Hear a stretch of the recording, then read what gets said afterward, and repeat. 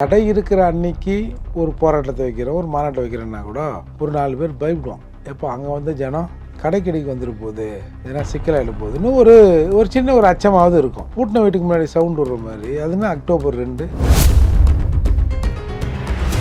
மாநாட்டில் முத்துசாமி அவர்கள் கலந்து கொள்ள வாய்ப்பு இருக்காங்க. குடிக்காரன் குடிமகன் சொன்னாலே அவருக்கு பிடிக்க மாட்டேங்குது. மது பிரியர்கள், குடி விரும்பிகள் அப்படி சொல்லுங்கன்னு சொல்கிறாரு. அவர் போய் எப்படி அந்த பெரும்பான்மை மக்களுக்கு எதிராக வந்து ஏங்க உங்கள் வீட்டில் உங்கள் பிள்ளைய அனுப்புங்க, உங்கள் புருஷனை கொஞ்சம் அனுப்புங்க அப்படின்னா சொல்ல முடியும்? இல்லை நீங்கள் சும்மா தானே இருக்கிறீங்க, உங்கள் வீட்டுக்காரெல்லாம் வேலைக்கு போன பிறகு நீங்கள் சும்மா தானே இருக்கிறீங்க, வாங்க ஒரு பீர் குடிங்க, ஒன்றும் ஆகாதுங்க. ஏங்க இப்போ பார்த்தீங்களா இந்த சினிமா பப்பு அங்கெல்லாம் பிளேலிஸ்ட்லாம் குடிக்கிறாங்க பார்த்தீங்களா, ஒரே ஒரு பீர் வாங்கி குடிங்க, ஒன்றும் ஆகாதுங்க அப்படின்னு இவன் போய் என்ன கேன்வாஷாக பண்ண முடியும்? ஊருக்கு ஒரு கருத்தரப்பு மையம் வச்சுருக்காங்க. இப்போ நீங்கள் அண்மையில் நம்ம தமிழ்நாடு கவர்மெண்ட் நாங்களே இலவசமாக ஒரு கருத்தரப்பு மையத்தை வச்சு ஒன்றும் இல்லை, நீ ஆளாக வண்டினா போதும், மொண்டாட்டியே கர்ப்பமாகி கொடுத்துட்றோம். என்ன சொல்லுவாங்க தெரியுமா, நக்கரை சிவலிங்கன்னா செக்குன்னா அப்படின்வாங்க. அந்த மாதிரி தேர்தலில் ஜெயிக்க வேண்டும் என்று முடிவு பண்ண பிறகு நம்ம வந்து எம்எல்ஏ ஆகணும், எம்பி ஆகணும், நம்மளை நினைத்து கொள்ளணும் வந்த பிறகு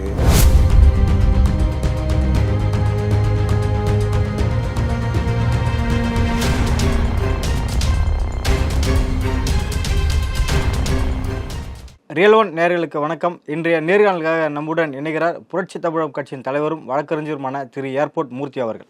வணக்கம் சார். அக்டோபர் 2ஆம் தேதி காந்தி ஜெயந்தி அன்னைக்கு போதை ஒழிப்பு மாநாடு விசிகா கட்சி வந்து தயார் செஞ்சுருக்காங்க. போதை ஒழிப்பு மாநாடுக்கு வந்து நடத்தணும் கள்ளக்குறிச்சியில் அப்படின்னு சொல்லிட்டு அறிவிச்சிருக்காங்க. ஸோ இந்த மாநாடு உண்மையிலேயே மது ஒழிப்பு மாநாடு தானா, கூட்டணி தாவலுக்கான மாநாடா? ஏன்னா அதிமுகவுக்கும் அழைப்பு கொடுத்துருக்காங்க. சிறுத்தையோட இந்த பாய்ச்சலை எப்படி பார்க்குறீங்க சார்? ஏதோ ஒரு படத்தில் வீடு பூட்டியிருக்கோம், ஒரு 3-4 பேர் சவுண்டு கொடுப்பாங்க தெரியுமா, சவுண்டு கொடுத்துட்டு அப்புறம் ஒருத்தன் சொல்லுவான், ஏய் மாப்பிள்ளை வீடு பூட்டியிருக்கு அப்படின்னோடனே, வீடு பூட்டியிருக்கா, நம்ம வரன்னு தெரிஞ்சு தான் பயந்துன்னு வீட்டை பூட்டு போயிட்டான் அப்படின்னு ஒரு ஜோக் வரும். இது ஒரு நல்ல படம். அது அந்த மாதிரி அக்டோபர் 2 அன்றைக்கி காந்தி ஜெயந்தி, இந்தியா முழுக்க கடைகள் லீவு. அட்லீஸ்ட்டு கடை இருக்கிற அன்னைக்கு ஒரு போராட்டத்தை வைக்கிறோம், ஒரு மாநாட்டை வைக்கிறோன்னா கூட ஒரு 4 பேர் பயப்படுவோம். எப்போ அங்கே வந்து ஜனம் கடைக்கடிக்கு வந்துட்டு போகுது, எதனா சிக்கலாகிட போகுதுன்னு ஒரு சின்ன ஒரு அச்சமாவது இருக்கும். பூட்டின வீட்டுக்கு முன்னாடி சவுண்ட் விடுற மாதிரி. அதுனா அக்டோபர் 2 இல்லை, காந்தி வந்து போதை ஒழிப்பை வந்து வலியுறுத்தினார். சரி, அப்படினால அந்த டேட்டில் நான் ஃபிக்ஸ் பண்ணியிருக்கேன். அக்டோபர் 2 இருக்காரு. அக்டோபர் 2 மட்டும் குடிக்காதீங்க அப்படின்னு சொன்னாரா காந்தி? என்னோட பிறந்த நாள்லையோ என்னோட நினைவு நாள் அது மாதிரி தானே அது. அக்டோபர் 2 காந்தி பிறந்த நாள் தானே, அன்றைக்கி மட்டும் குடிக்காதீங்க. அப்போ இறந்த நாளில் குடிக்கலாமா, இல்லை மற்ற நாளில் குடிக்கலாமா? காந்தி வந்து மதுவிலக்கு குடிக்காதீங்கன்னு சொன்னாருன்றதுக்காக அவரோட பிறந்த நாளே அந்த மாதிரி அறிவிச்சிருக்காங்க. நீங்கள் ஏன் அன்றைக்கி அறிவிக்கிறீங்க? தமிழக அரசுக்கு எதிராக நாங்கள் போராடுறோம், ஆனால் தமிழக அரசுக்கு ஒரு சின்ன துரும்பு, அதுக்கு எதிராக நாங்கள் ஒரு சின்ன துரும்பு கூட எடுத்து போட்டோன்னு அந்த மாநாட்டை பதிவாகிடக்கூடாது. அதுதான் பிரச்சனை. சப்போஸ் பெண்களே வராங்க, ஏன்னா நம்ம தலைவர் வந்து கடையை மூடணுங்கன்றாரு, பற்றியா இன்றைக்கி கடையை திறந்து வச்சுக்கிறானோ அப்படின்னு எங்கன்னா ஒரு ஒயின் ஷாப் முன்னாடி இறங்கிட்டாங்கன்னு வச்சுங்க, சிக்கல் தானே அரசுக்கு அது. அதால் தான் பாருங்கள், நீங்கள் தமிழ்நாட்டில் மதுவிலக்கை பற்றி பேசுவதற்கு இப்போ 4 எம்எல்ஏ இருக்காங்க. சட்டமன்றத்தில் பேசினாங்களா மதுவிலக்கை? ஏன் பாராளுமன்றத்தில் போய் பேசினார் திருமாவளவன்? நல்லா பேசினார், எல்லாரும் பார்த்தோம், பாராட்டினோம். ஏன் வந்து நம்ம இந்தியாவின் நிதி அமைச்சர் கூட அந்த உரையை, அந்த பிரச்சாரத்தை நல்லா பாராட்டினாங்க. பட் கடைசியில் என்ன சொல்லிட்டாங்க, இது பேச வேண்டிய இடம் இது இல்லை, அது நீங்கள் சட்டமன்றத்தில் பேசணும், உங்கள் ஸ்டேட்டில் பேசிக்கலாம். ஏன்னா மது கொள்கை என்பது அந்தந்த மாநில அரசே முடிவு செய்கிற மாதிரி தான் நம்ம சட்டத்தில் இருக்குது. அதால் நீங்கள் அங்கே போங்க, அவங்க மூணுன்னா மூடட்டும் அப்படின்னு சொன்னாங்க.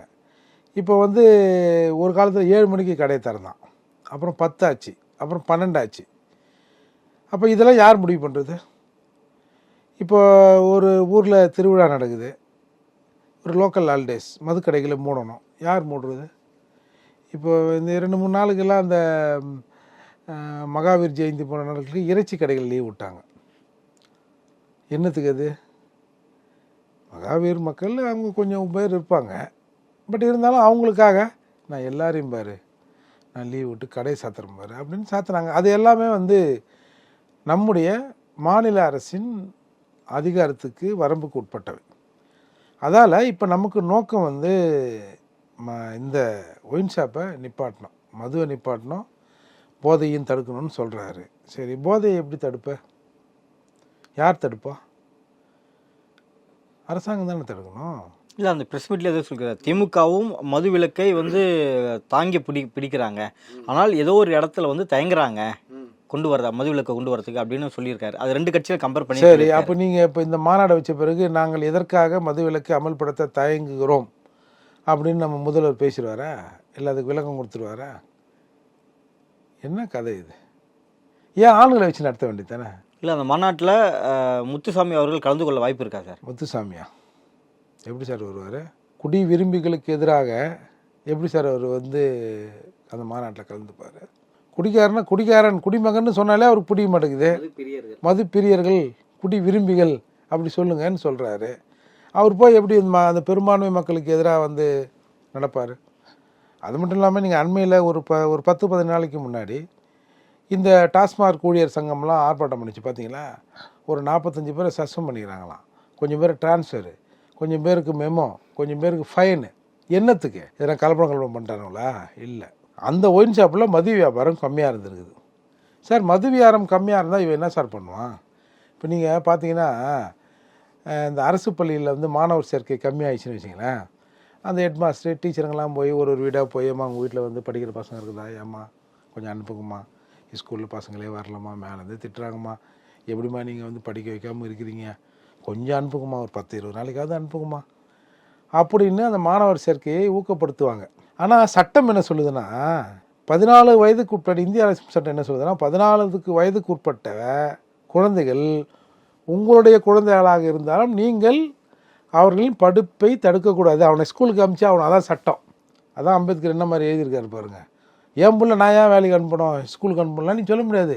14 வயசு வரைக்கும் அவனை ஸ்கூலுக்கு அனுப்ப வேண்டியது அப்பனோட கடமை அப்படிலாம் சொல்கிறாங்க. அப்படி மாணவர் சேர்க்கையெல்லாம் நடப்படும். அந்த மாதிரி டாஸ்மார்க்கு இருக்கிறவங்க போய் ஒரு வீடாக போய், ஏங்க உங்கள் வீட்டில் உங்கள் பிள்ளைய அனுப்புங்க, உங்கள் புருஷனை கொஞ்சம் அனுப்புங்க அப்படின்னா சொல்ல முடியும்?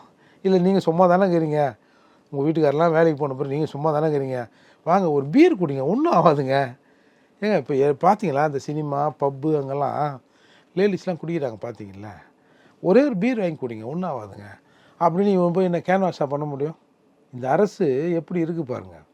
ஒரு 2 ஆண்டுகளுக்கு முன்னால் குடியரசு தினத்தில் வந்து நல்ல குடியரசு தினம் தான் நினைக்கிறேன், நல்ல இது மாதிரி மது விற்பனையை அதிகமாக செஞ்ச டாஸ்மாக் ஊழியருக்கு அந்த மேலாளருக்கெல்லாம் ஒரு அவார்டை கொடுத்தாங்க பார்த்தீங்களா, சர்டிஃபிகேட்டை கொடுத்தாங்க, அவங்கள வந்து கௌரவிச்சாங்க. ஏன்னா இந்த கௌரவம் அந்த கரூர் மாவட்ட நிர்வாகத்தின் சிறப்பாக கொடுக்கப்படுகிற அந்த கௌரவம், அந்த சர்டிஃபிகேட்டு, அந்த மெடலு மற்ற டாஸ்மார்க்கில் இருக்கிறான் தெரியுமா, அவனுக்கு ஒரு வழிகாட்டியாக இருக்கணும். இந்த அடுத்த தடவை நம்ம இந்த அவார்டை கலெக்டர் கையால் வாங்கணும் அப்படின்னு அவனுக்கு ஒரு உந்துதல் சக்தி மாதிரி நினச்சி இவங்க அந்த சர்டிஃபிகேட்லாம் கொடுத்தாங்க. அது என்னன்னா சோஷியல் மீடியாக்களில் ஒரு ரியாக்ஷன் ஆகி போச்சு. ஆனால் உடனே கூப்பிட்டு, ஏம்பா தெரியாமல் கொடுத்துரும் கொடுப்பா, எல்லாம் கண்ணாமன்னு கத்துறானுங்கப்பா, குடிக்காரனே கத்துறான், ஐயோ நாங்கள் தான் வந்து விதி இல்லாமல் குடிக்கிறோன்னா நீ வந்து எங்களை குடிக்க வச்சவனுக்கு கூப்பிட்டு நீங்கள் வந்து அவார்டு தரீங்களா அப்படின்ற மாதிரிலாம் ஆகிப்போச்சுங்க. இப்போ இன்றைக்கி ஒவ்வொரு இந்த மாவட்ட தலைமை மருத்துவமனைகள் கல்லீரல் பாதுகாப்பு இருக்குன்னு ஈரலுக்குன்னு தனியாக ஒரு பிரிவு ஆரம்பிச்சிருக்காங்க. ஏன்னா நாட்டில் அவ்வளோ ஈரல் கெட்டு போச்சு. நீங்கள் முன்னாடிலாம் பார்த்தீங்கன்னா எங்கேயாவது ஒரு இடத்துல வந்து இந்த செயற்கை கருத்தரிப்பு மையம் இருக்கும். இப்போ நிறைய பேர் வந்து ஃபீஸ் ஆகி போயிட்டான், ஊருக்கு ஒரு கருத்தரிப்பு மையம் வச்சுருக்காங்க. இப்போ நீங்கள் அண்மையில் நம்ம தமிழ்நாடு கவர்மெண்ட் நாங்களே இலவசமாக ஒரு கருத்தரிப்பு மையத்தை வச்சு, நீ ஒன்றும் இல்லை, நீ ஆளாக வண்டினா போதும், உன் பொண்டாட்டியே கர்ப்பமாகி கொடுத்துட்றோம் சயின்டிஃபிக்கலாக அப்படின்லாம் வந்து திட்டம் போட்டு அந்த செயற்கை கருத்தரிப்புக்கு உங்ககிட்ட வீக்னஸாக அங்கே வீக்னஸாக உன் வீக்னஸை சரி பண்ணி எல்லாத்தையும் ரெடி பண்ணுவோன்னா நீ கவலைப்படாத அப்படின்லாம் இப்போ திட்டங்களை தமிழக அரசு அறிவிக்குதுன்னா, அப்போ இவ்வளோ பேர் இங்கே வீக்னஸ் ஆகியிருக்கான்ல. இதையெல்லாம் கடந்தும் அரசுக்கு வருமானம் தேவை, அவங்களுக்கும் வருமானம் தேவை என்பதன் அடிப்படையில் தான் இந்த டாஸ்மாக் இன்னமும் நீடிக்குது. திருமாவளவன் அதிமுகவை மாநாட்டுக்கு அழைக்க என்ன காரணம்? அதால் எப்படி அரசாங்கம் வந்து சும்மா நடிக்குதோ அதே மாதிரி இந்த மாநாடும் இது வந்து உண்மையிலே வந்து மதுவிலக்கு இல்லை போதை ஒழிப்புக்கான மாநாடு இது இல்லை. இந்த மாநாட்டில் நீங்கள் கேட்குற மாதிரி அதாவது மது ஒழிப்பு கொள்கையில் அதிமுகவும் ஒரே நிலைப்பாட்டில் இருக்குது, அதிமுக கூட இதில் கலந்துக்கலாம்.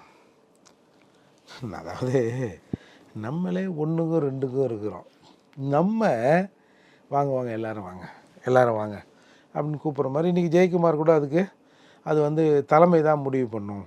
இல்லை, இன்னொரு காரணம் சொல்கிறார், திமுக கூட்டணியில் விரிசல், அதனால் இவர் இப்படி பேசுகிறார் அப்படின்னு ஒரு காரணத்தை முன் வச்சிருக்கு. இல்லை, இந்த விரிசலுங்கிறது இப்போ இல்லை, அது வந்து நீங்கள் கடந்த பாராளுமன்ற தேர்தல்லையே நம்ம பேசியிருப்போம்னு நினைக்கிறேன். எது தரப்பிடம் வந்து இவங்க பேசி நான் வந்து சட்டமன்ற தேர்தலுக்கு திமுகவில் இருக்கிற ஆளுங்க எல்லாத்தையும் கூட்டின்னு வந்துடுறேன், கூட்டின்னு வந்து நம்ம இந்த பக்கம் வந்து ஒரு கூட்டணி வைப்போம் அப்படின்னு ஒரு பேச்சுவார்த்தை நடந்ததாக ஒரு செய்தியை விடுதலை சிறுத்தைகளே கசி விட்டாங்க. ஏன்னா திமுகவுக்கு ஒரு ஜெர்க்கை கொடுக்கணும், ஏய் பார்த்துக்க. ஏன்னா இப்போ கம்யூனிஸ்ட்லாம் என்ன பெரிய கொள்கை ஒன்றும் கிடையாது. யார் காசு யார் வந்து ஒரு சீட்டை கொடுக்குறாங்களோ அங்கே போயிட்டு அந்த பக்கம் நின்னா அப்போ அவங்க தான் வேண்டியது, இந்த பக்கம் நின்னா இவங்க தான் வேண்டியது, அப்படி தானே ஆகிப்போச்சு. அதனால் இப்போ வந்து தேர்தலில் சீட்டு வேணும். என் உயிராக போனாலும் பரவாயில்ல, என்னால் தேர்தலுக்கு அப்புறம் என்னால் உயிரோடு இருக்க முடியாது, நான் ஒரு எம்எல்ஏவோ ஏதாவது ஒரு பதவியை கொடுத்தா தான் நான் இருக்க முடியும் கண்டிஷனுக்கு இங்கே பல பேர் திமுக கூட்டணியில் வந்துட்ட பிறகு இந்த வந்து இருக்கிற திமுக கூட்டணியில் தன்னுடைய இருப்பை தக்க வைத்து இன்னும் கொஞ்சம் அதிகமாக வாங்கணும். அதுக்காக கூட இந்த மாதிரி ஒரு சாணக்கியத்தனம் இதுக்கு பேர் பண்ணலாம். அதனால் ஏங்க நீங்கள் என்னங்க அதிமுக கூப்பிடுறது சொல்கிறீங்க? பிஜேபி தன்னுடைய கொள்கையில் கொஞ்சம் மாறுதல் செய்தால் நான் பிஜேபியோடு இணைந்து நிற்க தயார்னு ஒரு விழாவில் பேசினார் தெரியுமா?